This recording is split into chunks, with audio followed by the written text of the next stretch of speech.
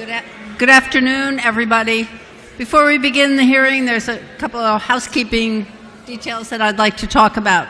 If you do not wish to testify, please sign in on the blue sheet in support or opposition to the bill. If you decide to testify, please take your time to prepare for it and bring us a copy of any kind of written testimony that you have. And I would certainly ask that you confine your remarks to 3 minutes. There are a lot of people who want to speak today. If you wish to speak, sign up by filling out the pink card and giving it to me.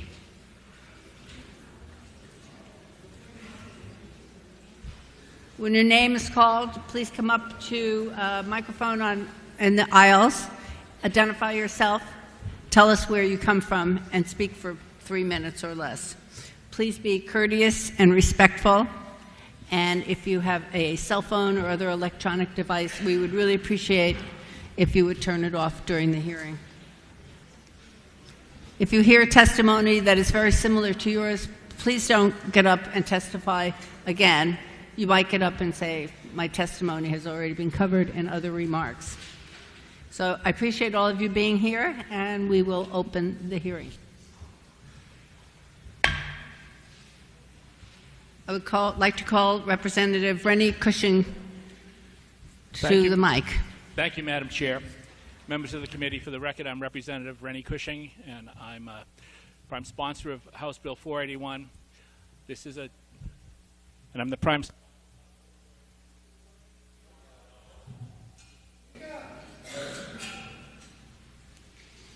Hello? Thank you. Excuse me. My name is Rennie Cushing. I'm a state representative from Hampton and chair of the committee, and I'm the prime sponsor of House Bill 481, which is a bipartisan, bicameral effort to transform our current policies of prohibition on the use of cannabis to a policy of commercialization and regulation for adult use. I thought Senator Reagan was going to be here to introduce the bill to me. This is a complicated matter that's been a topic of discussion for a number of years. Over the past year and a half, as a result of the legislature action in 2017, there was established a committee to study the legalization, regulation, and taxation of marijuana that was conducted or chaired by Representative Pat Abrami. And so to give some context to the discussions that we're having today about the bill, I've asked as a preliminary matter for Representative Abrami to come before the committee to walk through the report, explain the work that's been done to date on this, and outline some of the recommendations. And subsequent to that, we'll have 2 members of the committee who were tasked with studying the scientific literature, Kate Fry and Paul Toomey. But with that, I want to yield the floor to Representative Abrami, if I might, Madam Chair. I'm going to sit here. Thank you. Sit on. I'd like to call Senator John Reagan. Oh.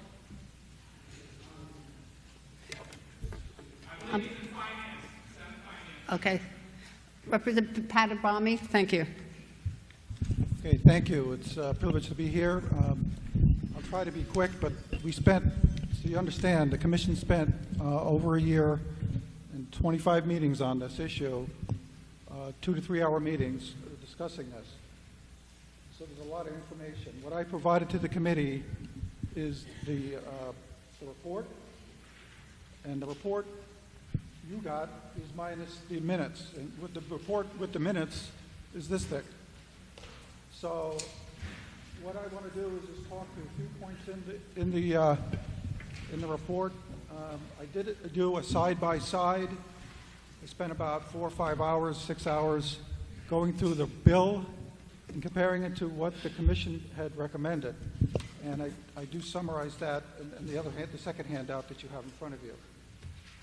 So as Representative Cushing mentioned, this commission came about based on legislation in 2017. We had our first meeting on October 17th of 2017. And we met, like I said, about 25 times. We published our report in November of 2018. Now, if you go to the front cover of the report, the second page, you'll see the members of the commission. And I won't read it off. You can read it yourself. You can see it's quite a diverse group of individuals. We had a very large commission of 17 members representing all interests on this issue. Some for and some against. But as the chair, early on, I said, we as a commission are not going to take a position, because any position we would take would be viewed as biasing the one way or another. And that's what the legislature is for, to do that vote. Our charge was to look at and talk to all 8 states that had legalized, which we did, and to extract from them issues that should be included in our legislation if there were a bill to come forth, and develop what we thought was a reasonable structure, what the regulation should be, and what the taxation should be. And that's all contained in the commission report. We also, early on, decided that there's plenty of literature out there, plenty of news stories, there's plenty of articles out there, pro and con on marijuana or cannabis. And what we decided early on is that some of that is hearsay, some of that we couldn't rely on. So what we decided is that we would only look at peer-reviewed information, peer-reviewed papers, and then we would allow organizations like the National Institute of Health, for instance, to take that information and use that as well. And there is a section in the commission report, and as Representative Cushing mentioned, we'll be hearing from 2 of the members after me that one pro, one against, citing certain literature that is in the commission report that's before you. So what I want to do, for the sake of time, is just talk about what's in the forward. If you read anything, please, I wish you read the whole report, but read the forward, read the introduction. Let me summarize what's in the forward.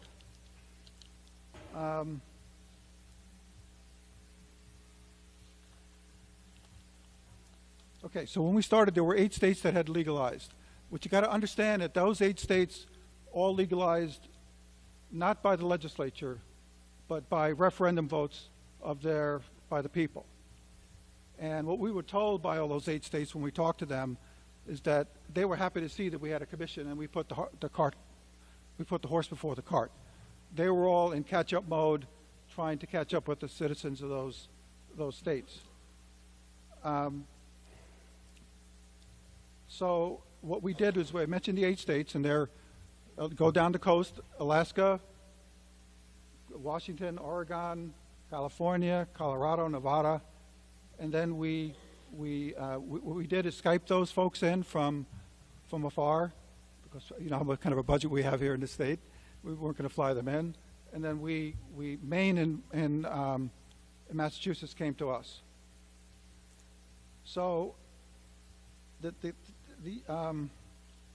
we also reviewed extensive reports that we got from New York State and from Canada.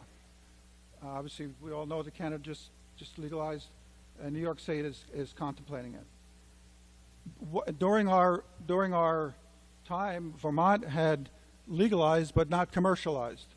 So last fall, they passed a Grow 6 Plant at Home bill, and they said it's legal to possess 1 ounce in Vermont. And since the report was published, it's my understanding that Michigan has legalized, probably the first state to legalize through the legislature without a referendum vote, and commercialize. So the other thing we want to point out when we talk about that is that 41 states, as of this report, hadn't legalized through the legislative process, including us. This bill has been before us many times before, so keep that in mind. Now, a recent survey, this is all in the forward, in the recent survey, well, it's recent, is now last February, a UNH survey said 57% of New Hampshire citizens think that we should legalize. But what I always say, and I've talked about it in the committee and the commission was that they never asked the second question: would you want a retail store in your community or not? So they may want to say legalize, but when you ask the second question, you want it in there. We don't know what that answer is. But if you look at Keno, we passed Keno, and many towns have rejected Keno. So keep that in mind as committee members. Now, what you should also be aware of, in the report, you're going to see the Cole Memorandum. In the middle of Obama's administration, there was a Cole Memorandum that, because the big issue we got to remember is that legalization is still illegal federally, which creates a lot of complications. And I'm going to touch on a few of those, but it does create complications. But the Cole Memorandum, middle of the Obama administration, basically said, in so many words, the federal government will look the other way. Now, when we started the commission report, the Sessions Memorandum repealed that other memorandum, and the Sessions Memorandum was a little more strident. But for the committee members, and that's about 8 months ago, and nothing's happened. There was a lot of pushback by all of the legislators from all of the states that have legalized, but not only legalized, but also had medical marijuana. So it's my understanding that the gentleman that's up for Attorney General federally is testified that he would probably bring back the Cole Memorandum language to that. So that's where we are with that.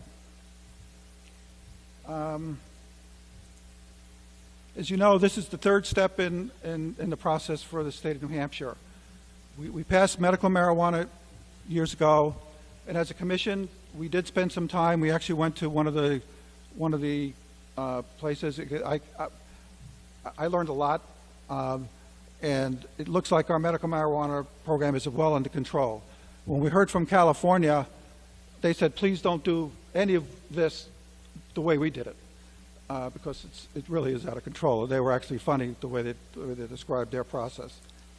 And then several years ago, we took the step as a legislature of decriminalizing marijuana. So basically, for 3/4 of an ounce or less, and that is basically a traffic ticket now if you get caught with 3/4 of an ounce or less. So this is a big step. This is the last step. And the reason it's a big step is because, let's face it, THC, we're talking about THC here. We're not talking about CBD. You know, we just saw that, the federal government just said it's okay to have CBD oil. But CBD oils don't have hallucinogenic properties. That's the big difference. So we're talking about product that has THC that does have hallucinogenic properties. Now, for a committee, when we see the surveys that say, oh, look, I'm a baby boomer. I was a child of the 60s myself, and 60s, 70s, 80s, we were talking about 3% THC in the flower of the plant. Today, that is 15 to 30%, pushing 30% flower of the plant. Okay, so we're talking about potencies well beyond what most citizens may be aware of. And that's why it's important that it's a legislative process that makes decisions on this stuff and not referendum vote, because we may not know. We'll never have a referendum vote in this state because we don't allow them. So that's one thing you should be aware of. We're talking about high level of thing. What's brought this on is that the 8 states that have legalized, big companies are now involved. Let's face it, the big companies are involved. And what do those big companies do? They hire botanists. And what do those botanists do? They're hired to engineer the plants to create higher levels of THC in the flower. And they've been very successful at doing that. And that will continue. Another thing I want to point out to the commission, or to the committee, is that when we're talking about marijuana or cannabis, we're not just talking about the stuff you smoke. I'm going to first talk about concentrates. Concentrates are extracts. They extract the THC, the compounds, out of the flower, and they concentrate them, and they create waxes. And every state that's legalized has these products. And these waxes, like Shatter, one of them is called Shatter, it's reaching 94% concentration. And what do they do with this? They break off a dab. They call it a dab. I learned all this stuff from after a year. They have a needle, a nail, they call it, to heat it. You put the dab on there, vaporizes in a thing, and it's instant high. It's an instant high. And so you got to understand, when you're taking something 94% concentrate, you're doing it for one reason. This isn't like drinking a beer or having a glass of wine, where you like to taste the beer, you like to taste the wine. There are products out there that, and every state has them, that you're doing it for one reason, and to get high. And I just want to, as a commissioner, the commission, we're all very aware of that, and there's no way we can stop that. It is there. The other thing the commission said was that if we were to do this, we shouldn't do it for the money. And I talk to a lot of people who come up to me and say, Representative, we can make a lot of money doing this. I go, yeah, you're right about that. But the commission position was that we need revenue, we should tax it, we should at very least cover the costs of regulating it and the costs of addiction prevention and treatment. So just be aware of that. Now, for all of you, and I got so much I want to say, and I don't want to bore you, but anything I do with the revenue part of this in the bill, it's going to, if this passes, it passes on the floor, it's going to, and I'm on Ways and Means, it's going to come to Ways and Means. So any of the tax stuff and all of that, Ways and Means will figure that out in terms of what the fees should be and all of that. Although in the bill, it's, I'll just say one thing about the fees, is that there's two ways of taxing something, one at the wholesale level, at the grower level, and one at the retail level as a sales tax. We suggest going with the wholesale tax. It's easier for the DRA to monitor the number of grow sites, and it's less volatile because if you do it on a retail price, the price of the product goes up and down. So this is like the gasoline tax, where we're charging the tax on the gallon. We don't care about what the price is. So, but that's something that Ways and Means is going to work on. Again, if it gets to us. There's a whole section on indisputable overriding issues, and I'm going to look at my watch. I'm going to stop in 10 more minutes, okay? Because I can go for another hour. The first one that we all agreed on is that marijuana is illegal under federal law, and it creates complications, as I said earlier. For instance, there's a lack of research dollars that go to universities to study the impacts of legalization. And every state talked about this to us. They were all very honest about it because it's illegal federally, and the federal government is going to put big money into that research. Banking, again, and we had a member of the New Hampshire Banking Committee on our commission, and it's going to be a cash business, everybody. New Hampshire banks are not going to touch this. We were told this, and just be aware of that. They're going to bring sacks of money into our Department of Revenue as for tax money, and other states deal with it. They have counting rooms where they have counting machines to count the cash. And until the federal government changes their position, and you say, well, what's wrong with our banks? Well, how do we do medical marijuana first? Well, we use Century Bank in Massachusetts. The 4 dispensaries use Century Bank. But Century Bank has now said they're done. They're not going to allow any more, especially for New Hampshire. And as far as we could tell in the commission, and again, we had a member for the Banking Commission, bank boards are conservative.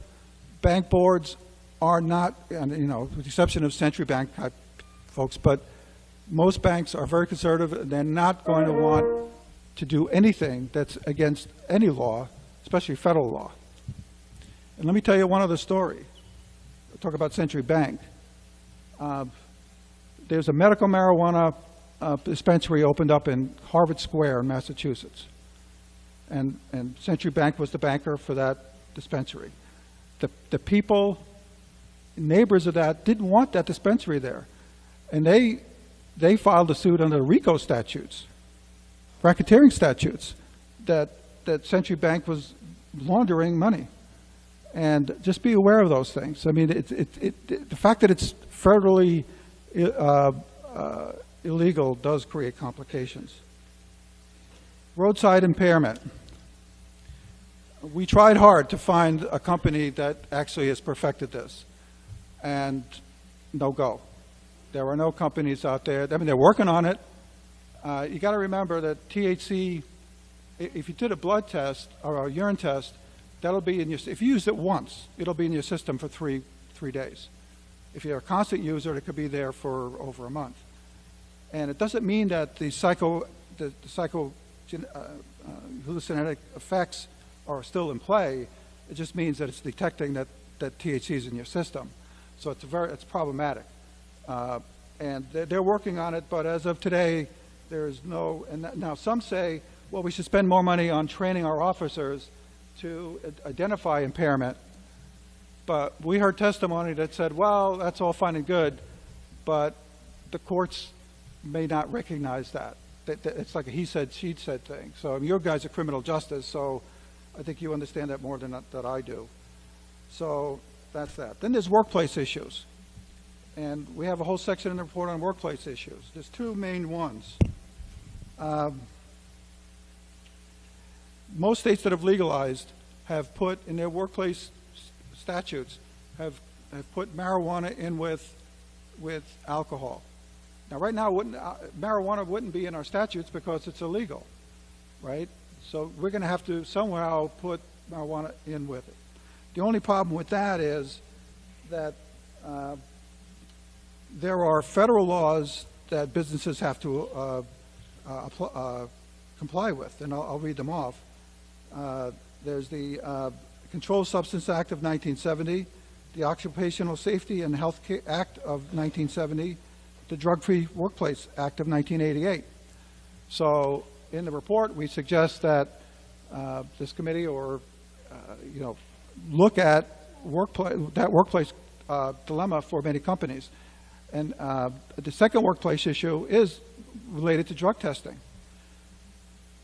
And I mentioned that so you're going to drug test somebody, and they may show a positive urine test, like I mentioned about those levels. It's going to be very difficult, and that kind of exists today as well. So we did suggest that there be public education and for marijuana use, and that's our third recommendation. And I'm going to have to do by exception because I gave myself another 5 minutes. There is in the bill money for public education. There's a need for research and data collection. Every state told us, if you want to know, if we want to know as a legislature, is legalization doing us harm or not? The problem we have is that we don't have good baseline data. I'll give you one example of that. One example would be, has school suspension rates increased because of marijuana legalization? Some states mention that they do that. I went to the Department of Education and asked, actually talked to the commissioner, do you keep that data now? Was it a drug-related issue, let alone marijuana? And they said no. So that's just an example of, when you try to measure the impact of this one way or another, the baseline data just isn't there. I just want to point that out to the commission, to the committee. And the other thing is vaping. Vaping is rampant right now, and in all of our schools. I had my assistant superintendent of SAU 16 say to me a couple of years ago, the janitorial staff is coming to us and saying, why are so many of the kids throwing away their thumb drives? Well, those aren't thumb drives. Those are the jewels, the little containers that go into the jewels that look like thumb drives. And they are vaping marijuana. Just be aware of that. And there's statistics in the report. Well, anyway, I don't want to get into more of that, but just be aware of that. That's a big issue. There is a bill in Health and Human Services that I co-sponsored that I think is going to take care of the vaping problem, but just be aware of that as well. So my last 3 minutes, I've given myself a time limit. This other document, I did the side-by-side for you all, okay, as to, we had 54 recommendations. Yeah, 54 recommendations. And I did my best, and I spent many hours going through the bill, trying to see if those were indeed included in the bill or not. And I'm just going to highlight a couple that I'm concerned about the most. You know, we talked about the workplace issue. There was nothing in there. All right, recommendation number 15. We recommended an opt-in provision for communities to have, whether it be a retail store or a manufacturing site or a grow site, because what we're talking about, by the way, is we recommended 4 licenses, those 3 plus testing. But we also suggested that we may need a transportation license. They did go with the transportation license. The reason for the transportation license, if you allow sales via the internet, how are we going to get this? Many of the stores aren't going to deliver 30 miles away, and they'll use a service. That service has to be licensed because they're going to be transporting more than an ounce, because the bill says an ounce, legal ounce, which is that's consistent with all the other states. So, but opt-in is key. Now, when I read the bill, I searched for opt-out, and the bill does give more powers to the municipalities than we had recommended. And I think within there somewhere there's probably an opt-out opportunity. But there's a big difference between opt-in and opt-out.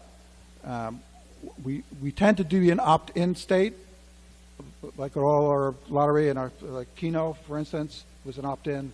I really strongly recommend that the bill be amended to have an opt-in provision. Yeah, another thing, every state that's legalized has, and this is recommendation 21, they have a seed to sale tracking, and that's for controlling the supply chain. As far as I can tell from reading it, and Rennie, you can correct me, I didn't see anything about a seed to sale tracking. And the reason states put that in is because it's still illegal federally, and it's just a way of showing the federal government that we're serious about this and we're tracking it, so there's no leakage in the supply chain of any of the product. So that's another one.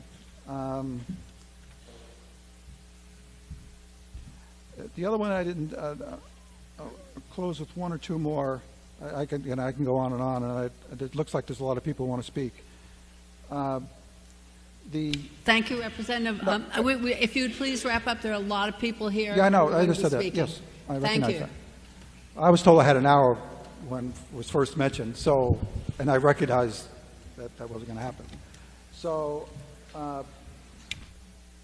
we talked about banning marijuana or use in outdoor public places, but we said banning smoking and vaping in outdoor.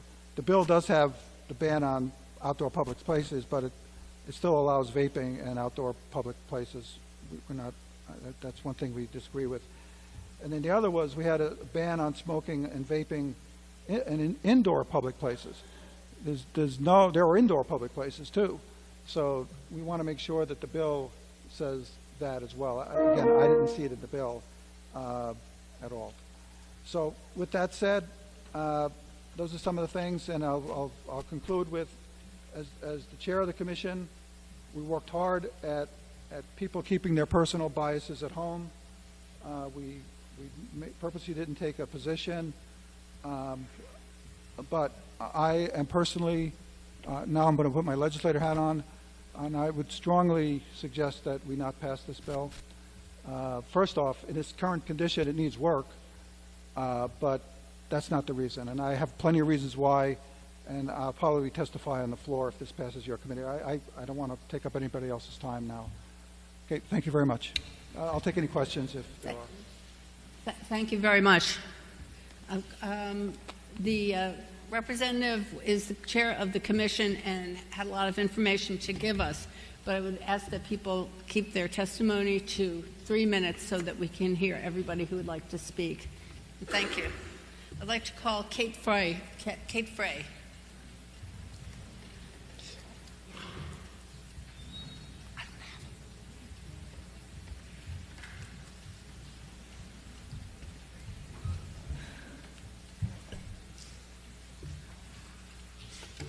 Good afternoon, members of the committee.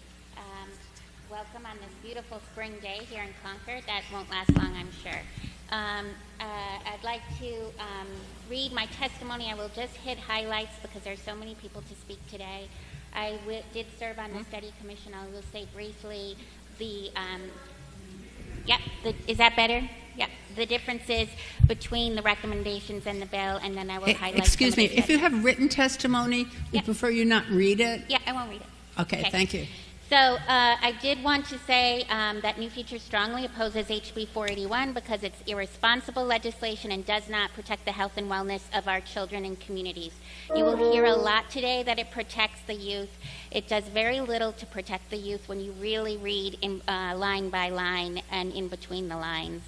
I want to be clear that what House Bill 4881 is and is not. It does not decriminalize marijuana, nor does it make it available for medical purposes. We already have these policies.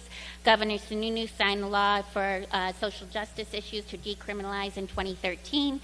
And since 2013, we have had he signed the law in 2017. And since 2013, we have had a robust medical marijuana program. Over 7,000 individuals have cards for over 20 conditions. But what 481 does do is create a commercialized marijuana industry in New Hampshire in which all components of the marijuana business will be legal.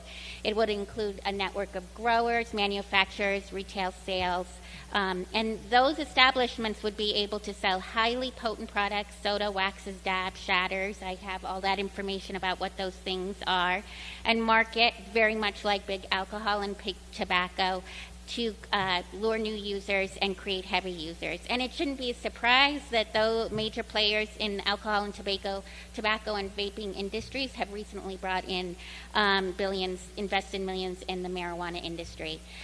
You did hear that at least 3 major issues came up over and over again, and those were from other states. And contrary to the statements of the sponsors that this bill addresses all the recommendations from that commission report, it doesn't even come close to addressing these major concerns. Marijuana edibles, marijuana concentrates, these are highly potent marijuana concentrate products, and they have the potency has skyrocketed over since the 70s. It was 3% to 5% THC about 20 years ago. In a legalized market, you're talking about 15 to 60% THC, some products up to 94%. 481 puts no limits on those type of products that are sold or the potency of those products. Driving while impaired, I think you'll hear a lot about this today. They have seen increases and there is no test for impairment. Lastly, vaping marijuana. The commission set an incredible amount of time on this because of the stark numbers that we're seeing nationally of youth that are vaping marijuana. 1 in 10 12th graders vape marijuana in the past years, and it's increased for 8th and 12th graders. While the legislation has put in, ironically, some weak language that the Cannabis Commission may prohibit types of products. They don't completely ban it. And in fact, this legislation allows vaping marijuana in public places. This is a striking contradiction from the concerns raised in the report.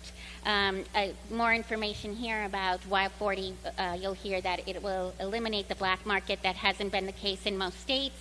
There'll be other costs that are not accounted for in these projected revenues, And we know from the Alcohol Fund, we do not receive much to go for prevention, treatment, and recovery. Why would this be any different? Lastly, you will hear that we're an island that's surrounded by states or a country that have legalized. I totally agree with that. We are an island. We are an island with as a state who has very high rates of substance misuse. Not only highest higher in New England, but also some of the highest in the country. We have woefully underfunded prevention in the past, and we're in the middle of substance misuse epidemic. I plead to you as policymakers to think about what's best for New Hampshire, and not just to do it because other states are doing it. Lastly, I found about a dozen recommendations that were not in the final bill that was from the study commission report. There is nothing in there that protects employers from having their own policies in place, so marijuana cannot be consumed in the workplace.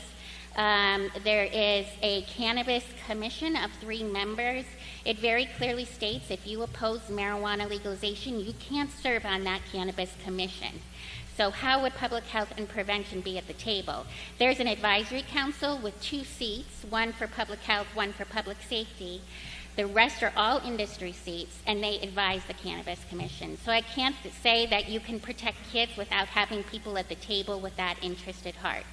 There are no bans for things that was recommended like social clubs, restaurants, hotels. That technically could all be under this. Keep in mind the Cannabis Commission creates all these regulations. So when you say it protects kids, it's not explicit in the statute. It's up to the Cannabis Commission to come up with these rules over a year and a half. There was legislation. There was something in the legislation that it be 1,000 feet from a school, a business. It actually is watered down, so if towns don't want to go along with that, they don't have to. You heard about the opt-out. There were some limits as far as how much could be purchased. There's nothing in the statute about that at all. There is, even towns, if you opt out, marijuana can be delivered to those towns that choose to opt out, the way I read that. There's nothing, again, about, it does not exclude vaping indoor places. So I would really, really encourage you to look very closely at the recommendations and at the bill to see exactly what was in there and was not in there. And so the premise that this has gone along with the study commission report is just not the case.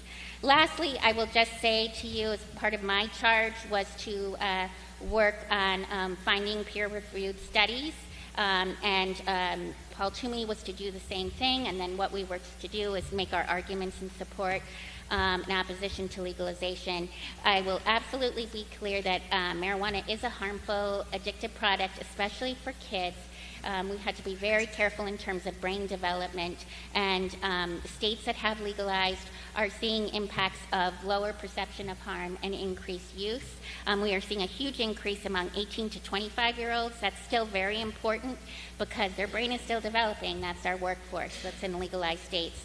I want to bring your attention to you'll hear a lot that it's going to be the panacea to the opiate epidemic. I was just at a national cannabis conference last week. The author of one of those articles that's well cited has said that she even resents how much that research study has been overgeneralized. Sure, it may make a difference with pain. It's not the panacea to the opiate epidemic. A lot of those studies are not showing a direct correlation to that. And as well, other studies are showing if you look at an individual basis, there's actually an increased impact to go on to opiate use. So I think we really need to balance it out. Even if there's some evidence of it, that's not a reason to legalize and commercialize. Maybe that's proof to add on to the medical marijuana program that we have in this state. I will leave with you my testimony. The last thing I want to say is you'll hear what 481 does and does not do. We know there's some youth here today to speak to the bill, and I would ask you to listen to them very, very closely because it's their future that this bill will impact. Thank you. Thank you for your testimony. I'd like to call Attorney Paul Toomey to testify.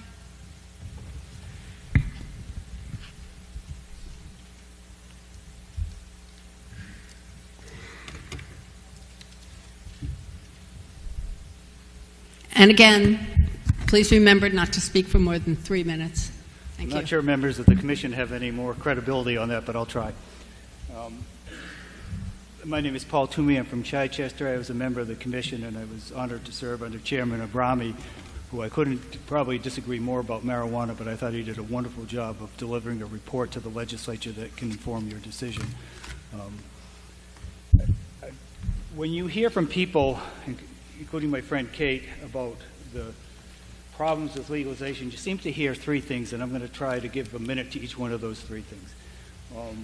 The first thing you hear is we need to protect the children, and I agree with that. Nobody here, none of the proponents of legalization are proponents of use by minors.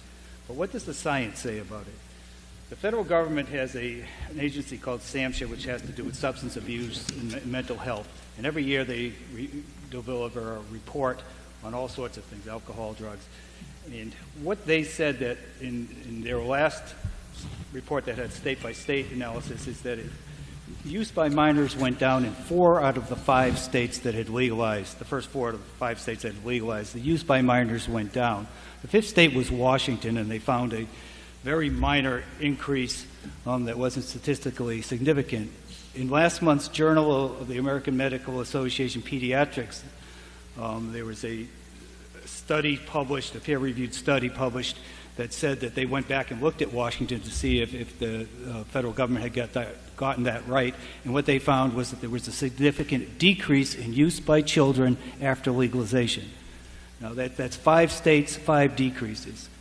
If you care about children, what you will do is create a situation where there are age limits on buying, where you have to go to a store where a person has a license they want to keep and won't sell to children. Right now, marijuana is readily available to kids in every school in this state. If you want to keep on keeping it available, just keep it illegal. The second issue that you hear about is that we're in the middle of an opiate crisis, and we are. We're in the middle of a terrible opiate crisis, and people are dying like flies, and we should do things to try to reduce the prevalence of opiate use so people don't get addicted to drugs that kill.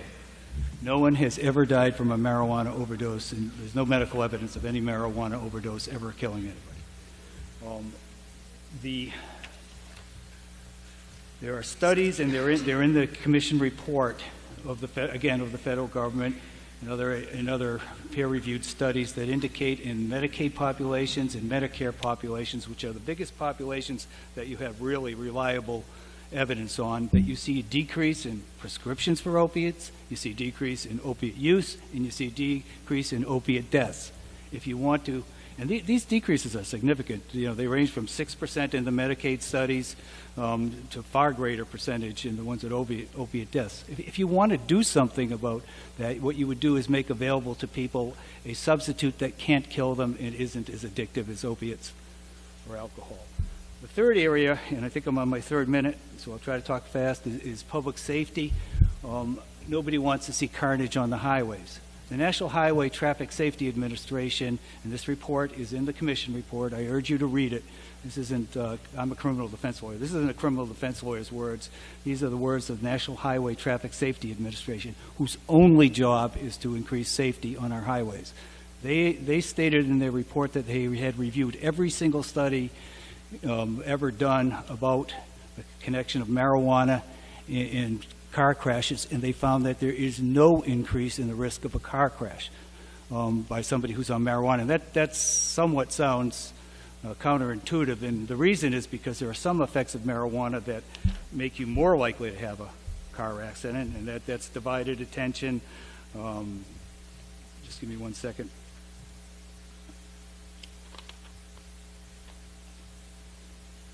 There's more risk averse. Just one second, I'm sorry.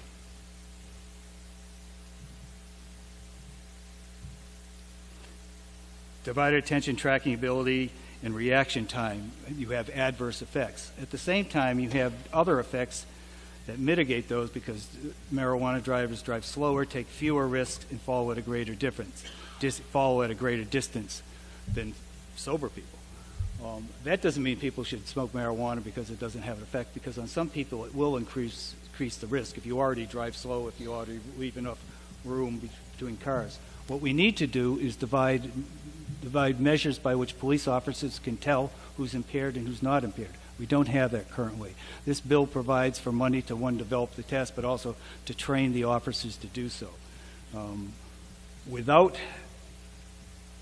In alcohol, and I've tried about probably 1,000 to 2,000 DWI cases, the National Highway Traffic Administration said that the rate of conviction with a breath test is the same as the rate of a conviction without a breath test, and that's counterintuitive too. But that's because if somebody's impaired, you can see they're impaired. That's what impairment is. It affects the way the behavior and the way people act. We need to train police officers so they train to see the signs of cannabis impairment and they can enforce the laws. The bill has money in it to do those things. I urge everybody in this commission to read the whole report and look at the decision points that the chairman brought up. But in the end, to follow the science. Just because people say we don't want to hurt children doesn't mean that legalization hurts children. The science is the opposite. If you're concerned about opiate deaths, do something about it. Provide a safe alternative to people that need relief from pain and things like that. If you want to deal with traffic accidents, provide funding for police officers so they can detect impairment and testify about it and obtain convictions when it's appropriate. Thank you. Thank you for your testimony. I'd like to call William Sparks.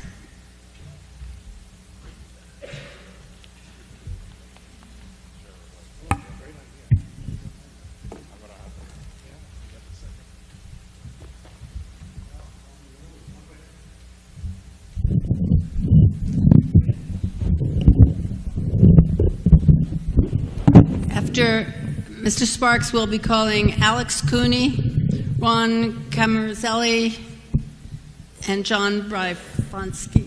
Is that right? Thank you. All right, great. Yeah, my name is Bill Sparks. I'm with the Raymond Coalition for Youth. I'm on the board of directors. I've been with them for 5 years. The organization has been around for 16 years, and we have some great infrastructure that allows us to take accurate data of the perceptions of the kids in our school system. Raymond, it might be the name Raymond Coalition for Youth, but we really spread ourselves across the whole southern part of the state and beyond, which I'll get to in a minute. Our youth risk behavior survey is analyzed by a criminal justice professor out of Worcester State College. She's excellent.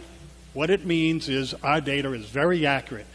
The best in the state, maybe even in the country. We meet as part of our programs with state officials, federal officials. We even have the New England DEA agent comes to our programs on a regular basis. We are really well informed. And recently, about 2 months ago, our director and one of the youth advocates that is here, Savannah, met with the President of the United States down in Washington, D.C., one of 4 organizations in the country that was invited to talk to the President about our issues and our solutions. I know that you guys are up on a lot of the issues having to do with the issues around marijuana. The CDC has a whole bunch of stuff that you look at, and it's going to present you with some facts, okay? I called out a link in the handout that I have. I also want to point out a handout that I have put in your packet. This is from our youth risk behavior. Notice the uptick. Okay, this uptick is that the youth believe now that marijuana is much safer to use. Okay? They are more than likely going to use it if they can get it. And by the way, one of the stories on the street is, if you want some pot, go to a youngster. Believe it or not, it was told to me the other day. That's crazy. The other thing I want to point out to you, and I call it out in my testimony, a book published last month by an award-winning author. It says, "Tell your children the truth about marijuana, mental illness, and violence." Mental illness and violence. I'm going to make 2 points here today because I know it's a complicated situation. I'm going to hit 2 points, the health and the money. My son gave me this book. I didn't find it. He gave it to me.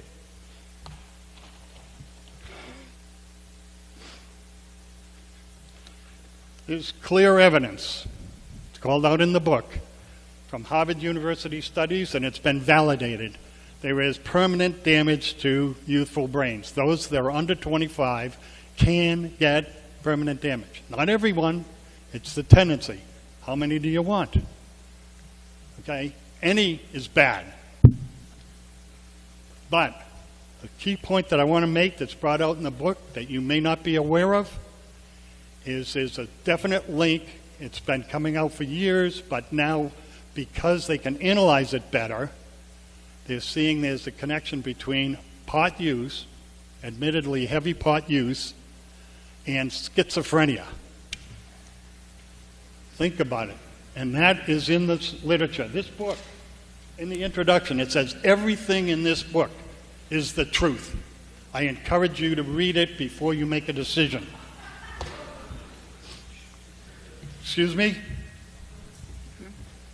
Give me a little respect. Please, sir, please go on. You've gone over your 3 minutes. I would appreciate if you would wrap up. Important points. Yes, I will wrap up as soon as I can. If I don't get any more interruptions. The schizophrenia, that connection is very bad. That's people that are walking off the roofs of buildings, stabbing and harming themselves, or others. And there are validated, documented cases of that happening. There's another element to this, so I'm going to skip it as quickly as I can. Recently, in your packet, you'll see an article from published in the Manchester Union Leader. It comes out of the Boston Herald. They reprinted it. It has to do with Massachusetts is rethinking how they're going to handle drivers that are impaired. There is definite evidence that there are impaired drivers that are hurting themselves, and in this particular case, the article popped out because a state trooper was killed in his cruiser by somebody who came out of a dispensary. Okay? Very important point. So, there are those people that make money, and they're going to tell you all of these stories, fiction. And there are people like me and the kids that are going to tell you don't do it because of their future. Let's protect their future. Thank you for your time. Thank you for your testimony. I'd like to call Alex Cooney. All right. Hi, I'm going to keep it short and sweet. Hello, my name is Alex Cooney, and I'm from Raymond, New Hampshire. I've been a member of Raymond Coalition for Youth's Youth Action Group since my freshman year, and I've seen how marijuana affects the youth. Currently, marijuana has an extremely low perception of risk and harm amongst my peers, and as the perception of risk has gone down because of normalization of marijuana. We have seen an increase in teen use. If marijuana is legalized, the perception of risk will be reduced even more than the rates of youth marijuana use will increase significantly. Although there would be age restrictions on marijuana, the already easy to use and access substance will only become more accessible to teens once it's legalized. We would like you to consider the impact on our decision of legalizing marijuana would have on the youth of the state. Thank you for giving us the opportunity to share your youth perspective on this important issue. Thank you very much for your testimony. I'd like to call Ron Camerzel. Is that correct? Thank you. Good afternoon, Madam Chair and committee members. Again, my name is Ron Camerzel. I am the president of Camerzel Consulting Services out of Littleton, Colorado. Prior to operating this business, I served 28 years with the Colorado Department of Revenue, the last 5 of which were as the Senior Director of Enforcement for the department. I was responsible for overseeing the Marijuana Enforcement Division in Colorado and was also responsible for implementation of Amendment 64 in Colorado back in 2014. I'm here today on behalf of the New Hampshire Coalition for Responsible Cannabis Legalization. It's comprised of a number of New Hampshire business folks, as well as business professionals that want to just ensure that if legalization occurs here in the state of New Hampshire, that's done in a responsible and thoughtful way, as well as ensuring that the communities and consumer protection and public safety are all addressed within the legislation itself. I can tell you that from my experience in the state of Colorado, that a measured and deliberative approach to policy making in this area is important. And I think in large part the report by the Commission on the Study of Cannabis Legalization hits the mark.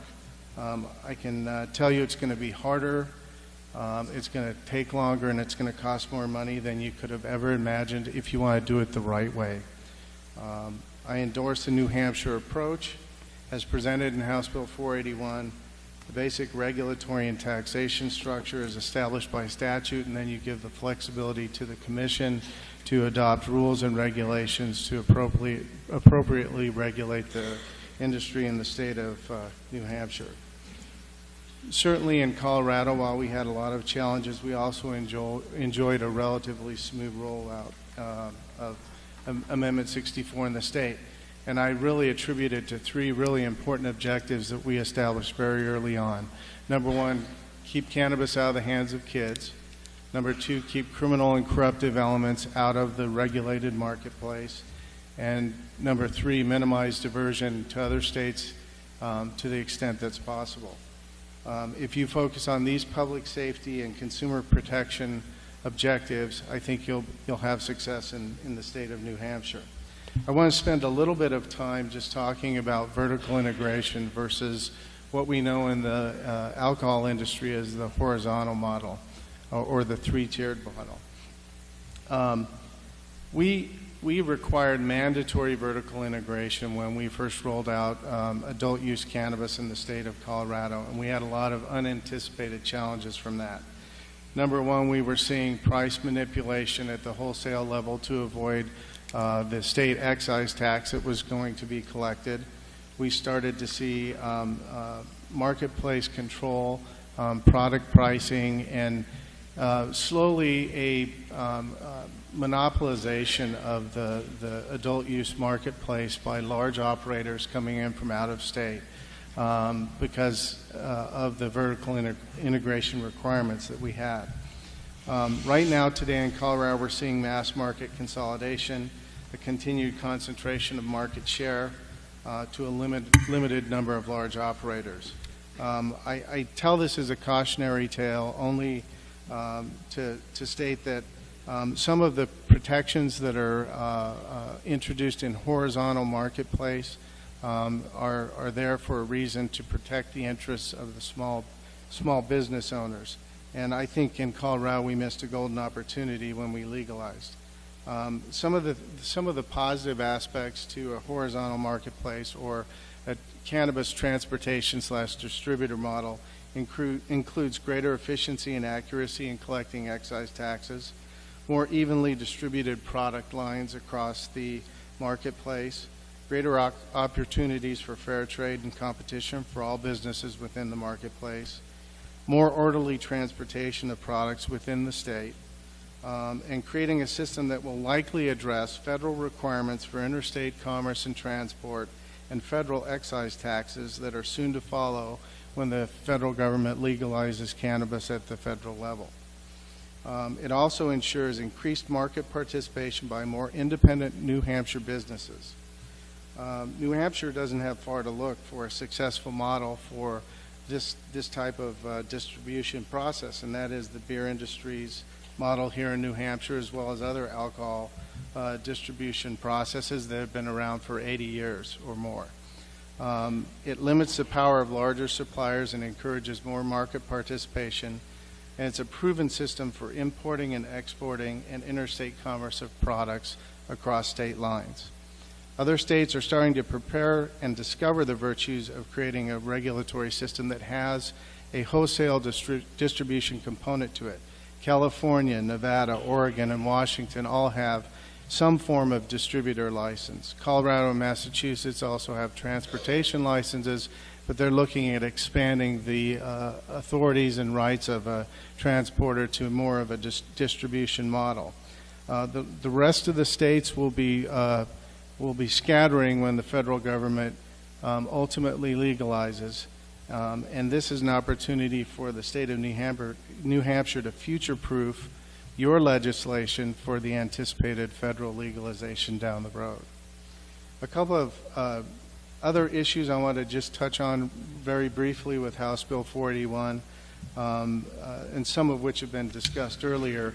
Excuse me, sir. Could you please be mindful of the time and Absolutely. Wrap up? Thank you. Thank you, Madam Chair. First of all, electronic inventory tracking system is vital to an effective regulatory model.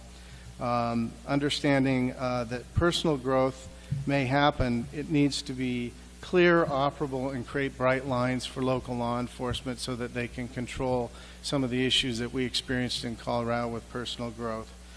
Finally, establishing serving sizes of THC for edible products in statute and restrictions on the amount of THC that can be contained in any one cannabis product is also essential to ensure public and consumer safety.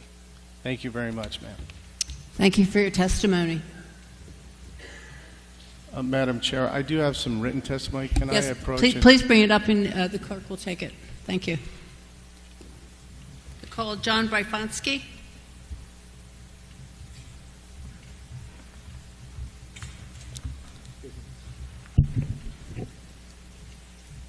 Good afternoon, Chairman Cushing and members of the committee, and thank you for giving the New Hampshire Chiefs of Police Association an opportunity to speak with you today.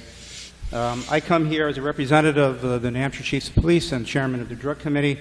I have more than 40 years of continuous law enforcement experience, 14 years in state and local law enforcement, almost 8 years as a chief here in Bedford, and 27 years with the United States Drug Enforcement Administration.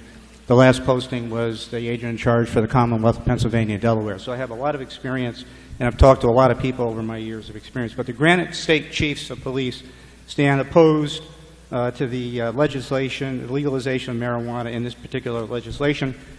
We've universally taken this position because we're in law, not because we're in law enforcement, because we as public safety professionals believe that legalization of recreational use of commercialization of marijuana is just simply not the right choice for the Granite State. As you already know, New Hampshire has already taken substantive steps to provide therapeutic marijuana to those with qualifying conditions, and the Granite State has already decriminalized small quantities of marijuana to avoid stigmatizing those in possession of user amounts with a criminal record while maintaining criminal sanctions against those that are selling it for a profit.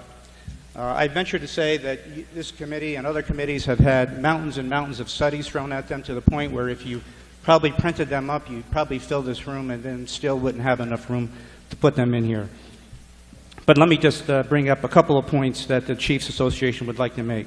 The National Academies of Sciences and Engineering and Medicine recent study found substantial evidence linking marijuana smoking to chronic bronchitis, the development of schizophrenia, and other psychoses. And here in the Granite State, where more than 430 people died of drug overdoses last year, more than 470 died the year before that, still within the grip of an opioid crisis, a 2017 American Journal of Psychology study revealed a strong connection between marijuana use and future opioid use. The same business model used by Big Tobacco is being used here in New Hampshire to promote the legalization of marijuana, create more addicts to sustain a profitable business model by downplaying any associated risk, especially to youth. And let's take a look at what could happen on our roads and streets and highways here in the state of New Hampshire, where we just finished one of the deadliest years in terms of highway fatalities in the Granite State. Again, another study, right? A recent study indicated motor vehicle crashes are up by 6% in the 4 states that have legalized recreational marijuana, compared with 4 other neighboring states where the drug is still restricted or illegal. And a survey of Colorado marijuana users found that 50% admitted that they drove after using marijuana. We here in law enforcement in New Hampshire are challenged every day. It's not as easy as one would think to enforce the motor vehicle driving while impaired by alcohol with a universally accepted empirical standard for intoxication and an accepted way of testing for impairment for alcohol. We don't have either accepted empirical standards for intoxication by marijuana, nor do we have any accepted method for testing for impairment by marijuana, and there's no solution on the horizon. I don't have any appetite as the chief of police to have officers on the side of the road at 2 o'clock in the morning with a cotton swab taking buccal swabs from people on the side of the road for testing with marijuana. The drug trafficking organizations, and again, 27 years with DEA, have got a lot of experience with dealing with these folks. Drug trafficking organizations make a lot of money selling marijuana. They're not simply going to turn to another product. They're just going to undercut and undersell the legal product like they have in other states that have already legalized. Again, going back to alcohol, some would argue that marijuana is no different than alcohol. Well, 1 marijuana user in 5 uses it every day. From another study, that's 20%. By contrast, 1 in every 15 people use alcohol uses it daily. The rate of alcohol use, the rate of chronic use of marijuana is almost twice the rate of the daily use of alcohol. And in 41 years in law enforcement, I've talked to hundreds, maybe thousands, I don't know, I don't keep track after 40 years, of a lot of people that are substance abusers as well as drug traffickers.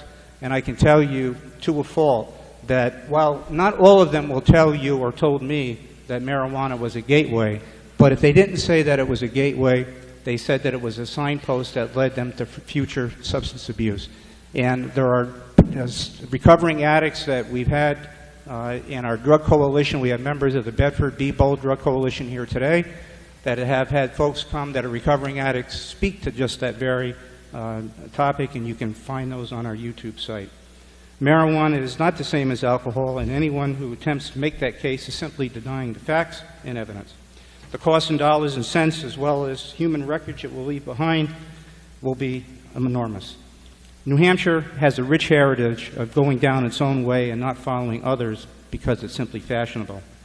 As I said, there's a lot of studies, or a mountain of studies, pro and con against this. There's a lot more to learn about the effects of the legalization of marijuana. And we all agree that New Hampshire, we as chiefs of police agree that New Hampshire should not become another experiment and suffer the consequences of a rush to judgment. Thank you, members of the committee. Thank you for your testimony. I'd like to ask Jim Karwacki to come forward, followed by Philip Deal and Dr. Joseph Hannon. Thank you, Madam Chair, and everyone here today. I will be very brief. Okay, can you speak into the microphone? I sure can. My name is Jim Karwacki. Just some quick points that I want to put out here. I do a lot of research. I am a medical patient. 80,000 people die a year from alcohol. 450,000 people die a year from tobacco. 130 people a day from opioids. Still, nobody's died from cannabis. Okay, there's a little... I'm sorry. Please refrain. No clapping, please. Or there is a little common sense we need to draw here, okay? As we heard, a lot of people are refraining from alcohol and going to cannabis. That's what I just heard. Okay, 1 out of every 50. That's what I'm seeing. That's what I'm hearing. Talk to your youth. Talk to the people in their 20s. They don't want to drink. They don't want to wake up with hangovers. Okay, they want to get high. For a couple hours they're high. Couple hours they're back to normal. They're having a cup of coffee. They're laughing. They're doing their thing. All right? They're not out doing crazy things. Alcohol makes you do crazy things. I was an alcoholic. I still am. Been 23 years now. Okay? More statistics. Here's Colorado. This is fresh, February. Okay? Cannabis arrests. This is since legalization 2012 to 2017. Cannabis arrests decreased 52%. I think that frees up law enforcement a little bit. Cannabis court filings down 55%. Juvenile arrests 16% drop. These are stats right from Colorado. Everybody's looking for data. This is their data, fresh, right off the press. Okay? The tax revenue we could create here from cannabis, we can help our youth. This is our chance. Alcohol, everything we have done has failed. Here are the numbers, failure. Okay? We want to care about our youth. How about the other youth that have brought us into this alcohol and opioid addiction? That's all of us. We were young once, and here's where we're at. So let's make a smart move today and do something that's safe for everybody. 0 deaths. Thank you. Please, I ask you not to clap or boo. Thank you, Madam Chair, and thank you for this opportunity today. My name is Philip Deal, and I'm a clinically certified aromatherapist, acupuncturist, and I'm a yoga instructor. And I also own a hemp and CBD business based in Nashua, New Hampshire. It's called Philip's Own Apothecary. And I'd like to point out a few points. The first one about CBD. CBD has been proven as an effective therapeutic treatment for helping people who are coming off of opioids. That's the truth. And what they're finding in science today is that CBD oil that has a higher content of THC in it, actually what in the cannabis industry is called a 1-to-1, is the most effective therapeutic oil that someone can use who's coming off of opioids. I want to point out something because prohibitionists want to tell you that the content of marijuana products are 99%. Essential oils made from marijuana do not contain THC and CBD at all. There are products that are made from marijuana that don't have THC in it, but you won't hear that because all you hear is people screaming at you about these high THC content. I hear people talking about the robust medical marijuana industry in New Hampshire. You have 4 dispensaries. I'd like somebody to tell me how that's robust. 4 dispensaries is not a robust cannabis industry. I would like to say something about schizophrenia and cannabis. The reports that you've been hearing these people tell you about schizophrenia, these are 3, 4, 5-year-old reports. The latest reports in the past 3 months show that you have to have a strong predisposition in your family line. You have to have a predisposition to schizophrenia if you're going to develop it from marijuana use. But people don't know, scientists and doctors don't know, whether or not it's the marijuana that makes people schizophrenic, or if people who are actually schizophrenic by nature actively seek out marijuana for use. That's something that we don't know. And the last thing I would like to talk about is children. If your children are using marijuana, it's because you have failed as a parent. It's because you don't read the Bible with them. It's because you don't pray with them. You don't go to church. It's because you don't sit down and have a good relationship with your children, and you're letting your kid hang out with a bad element. So instead of pointing your finger at the cannabis industry, look at your parenting skills. We can teach children to grow up and use cannabis like they use alcohol after the age of 21. Children are going to be able to access alcohol. The first time I got drunk, I was 13 years old. And I became an alcoholic. And if I would have had the opportunity for parents that would have taught me how to use alcohol and substances properly, I wouldn't have ended up in that situation. The last thing I want to say is I don't know if everyone saw the article in the Boston Globe on Sunday talking about the black market and how well the black market is doing opposed to legalization. I'd like to tell you why. It's because Massachusetts isn't moving fast enough. They are not doing enough to make the legalization process roll out. So it's my hope for all of you here in New Hampshire that you do move on this bill and that you move fast and expediently and make it accessible for people who want to have businesses. I want to have a marijuana business. So if I'm going to have a marijuana business, I need you, the lawmakers, to roll out this bill and create the ability for people to create a good adult use market. Thank you. Thank you for your testimony. Dr. Hannon? Thank you. My name is Dr. Joe Hannon. I was a member of the Commission to Study Regulation. You know what it is. I'll try to be as brief as I can. I also could talk for a while, but some of the things have already been said. One thing I want to talk about is why we even have prohibition in the first place. And it wasn't really touched on much yet, but there's a large racial component to it. There was, we know that the rates of use between people of color and non-people of color is not that different, but we know that the incarceration rates are vastly different, and depending on where you live, it could be up to 14 times or more hard for, more easy to get incarcerated if you're a person of color. I'd like to read a couple quotes from the person who was probably most responsible for giving us prohibition now, Harry Anslinger. He was at the time of these quotes, he was the Deputy Commissioner of the Bureau of Prohibition and later became the commissioner. I didn't say these things, so just make that very clear. The primary reason to outlaw marijuana is its effect on the degenerate races. How many murders, suicides, robberies, criminal assaults, holdups, burglaries, and deeds of maniacal insanity it causes each year, especially among the young, can only be conjectured. No one knows when he places a marijuana cigarette to his lips whether he will become a joyous reveler in a musical heaven, a mad insensate, a calm philosopher, or a murderer. Most marijuana smokers are Negroes, Hispanics, jazz musicians, and entertainers. Their satanic music is driven by marijuana, and marijuana smoking by white women makes them want to seek sexual relations with Negroes, entertainers, and others. It is a drug that causes insanity, criminality, and death, the most violent causing drug in the history of mankind.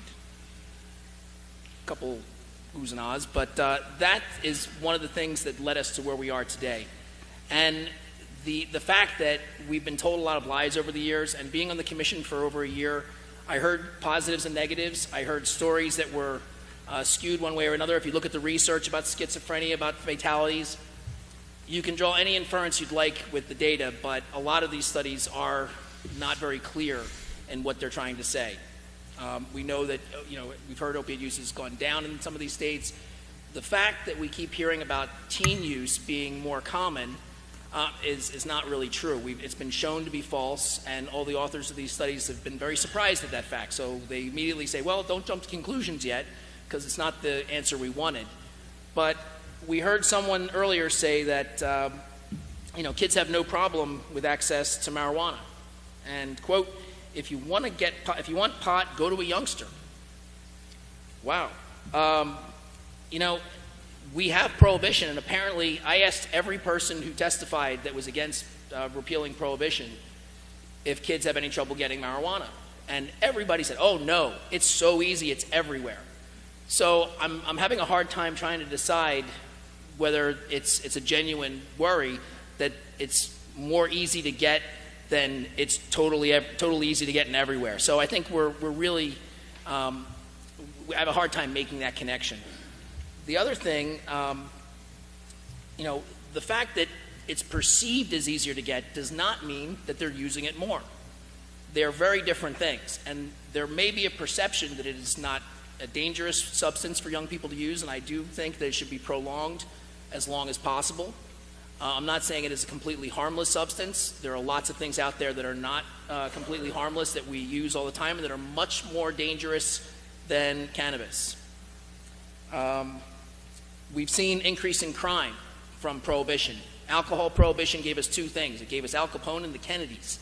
We had this vast network of criminal element that came into existence because of alcohol prohibition. And that didn't change with the prohibition of other substances. We have drug cartels, we have criminal gangs. Much of the violence in this country is associated with that criminal element. Now, to think that it's better to have an industry, and we've also heard about commercialization being a big concern. We are completely commercialized. There is no question that we have a commercialized market now, but the only people in charge of that industry are criminals. We have these cartels, drug gangs, and the criminal element that are the commercialized market. So we have to make a decision. Do we want the commercial market to be run by criminals and people who have no regard for whether they sell it to children or whether they have a safe product that is tested, that doesn't have other adulterated substances in it? Or do we want a regulated market that is responsible and allows adults who choose to do something to have that option? As far as driving, we've heard several concerns about, there's no test for it. And we also heard testimony that there is no difference in conviction rates whether there was a breathalyzer test used or not. There are ways to do this, and we will do them. Also, the first person who comes up with a good test is going to be super rich. So it's going to happen. It's going to happen very quickly. The more people legalize, the more states that legalize, the faster that will happen. I can almost guarantee it. Don't quote me for future reference, but it's pretty close. We also don't want people driving, but it's been said we're going to be surrounded or are surrounded completely by legalization states in one country. So if they can't get it here, and there's no question that people are still using it even though it is against the law to buy it, Decriminalization does not mean legalization. It's still illegal. People are still using it. Well over $100 to $200 million is sold in New Hampshire at least, and they were conservative estimates. People are going to be getting in their vehicle and driving to these places. So if we want less people driving with marijuana either in their car or in their person or in their body, we don't want them to have to go further to get it. I think that's a very serious implication that we have to consider. Finally, well, not finally, there's two things, sorry. Excuse me, please do keep the time. I have two very short points. We've also had at least two, probably three presidents have admitted to marijuana use and cocaine. Two of them admitted to cocaine. Now, because of their status in society, they didn't get charged, they didn't get any trouble. They had a certain amount of privilege growing up, and they became president of the United States. There are hundreds of thousands, if not millions, of kids in this country who can get their lives ruined for a conviction. Even though we've decriminalized it, it still can be a hindrance for adults. It can be a problem with housing. It can be a problem with college loan application. Even traveling to foreign countries can be an issue for someone who is a known substance user of an illicit substance.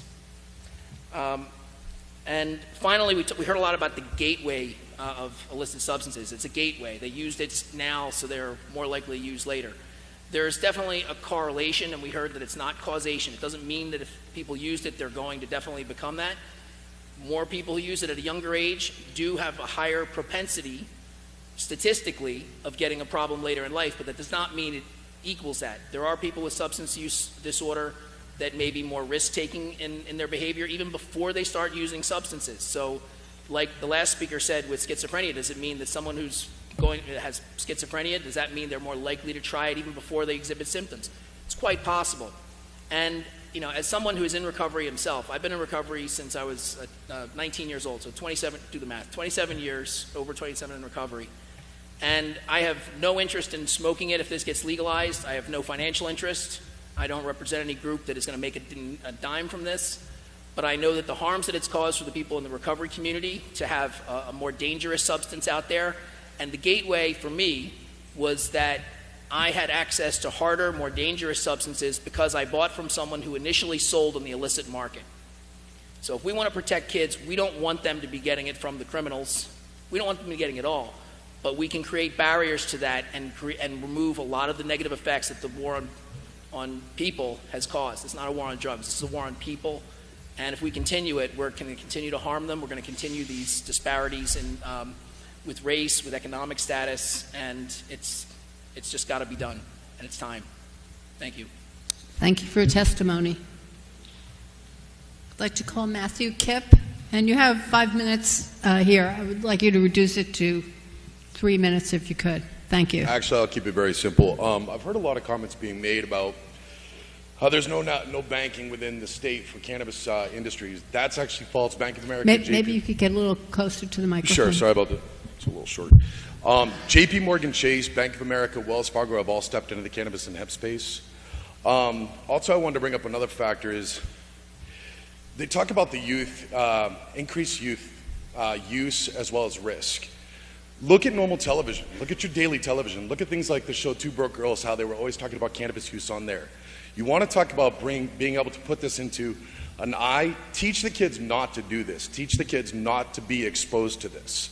Show them what it's for. Show them things like your body already has this in it. Your body already contains cannabinoids.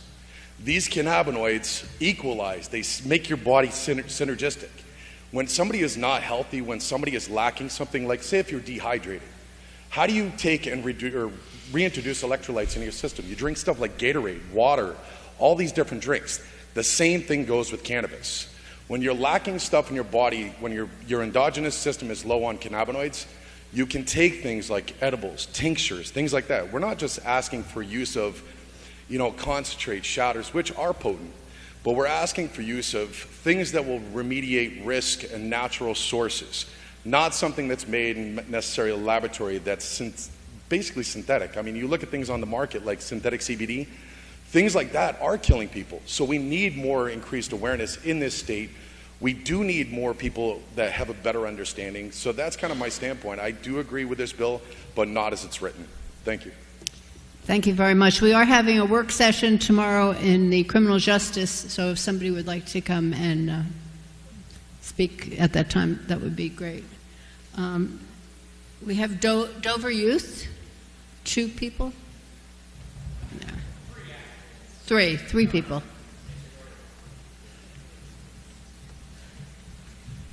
Thank you. Hi, my name is William Demers. I'm just going to hand you guys the written testimony. My name is Emma Foss. And my name's Olivia Malone. We are members of Dover Youth to Youth, a teen drug and alcohol prevention program located in Dover, New Hampshire. We are here to oppose this bill that would legalize recreational marijuana. Here are some of our concerns. Our main concerns with legalization of marijuana addresses the idea that legalization will lead to a decrease in perception of harm and an increase in youth access of any form of the drug. Recent legalizations in states such as Colorado and Washington have made marijuana use seem normal, healthy, and like medicine. However, the way it is being sold and used does not reflect that. One of the biggest concerns we have with marijuana is the impact it has on the developing brain and one's learning potential. Given the damaging effect that THC has on the brain, the state of Colorado has already seen a dramatic increase in students not graduating from high school. Following the legalization of marijuana, Colorado also saw a 70% increase in youth admittance to substance misuse treatment centers. Considering the severe lack of treatment facilities and funding our state has, a 70% increase in New Hampshire would be disastrous. Pairing this dramatic decrease in perception of harm with the current drug problem our state has been in for the past years will almost certainly further our public health crisis. Now, a lot of people have already mentioned the different ways that marijuana is being ingested and used. People mentioned vaping. The process is called dabbing. I just want to confirm that that is something that is very prevalent in public high schools. We've all seen it. I've seen it on the school bus. I've seen it in the bathrooms. This ingestion of marijuana happens in public places among youth. I just want to make that very clear. Also, we want to point out that with bills like this, the devil really is in the details. And one of the main arguments that we've heard, at least in our community, is that if we treat the legalization of marijuana just like the legalization of alcohol, then everything will be all right. That's what people supposedly did in these other states. But that brings up the point that we're doing a very poor job with alcohol. Right now, youth use of alcohol, so underage drinking, is at 30%. So that's just under 1 in 3 youth are currently drinking alcohol underage.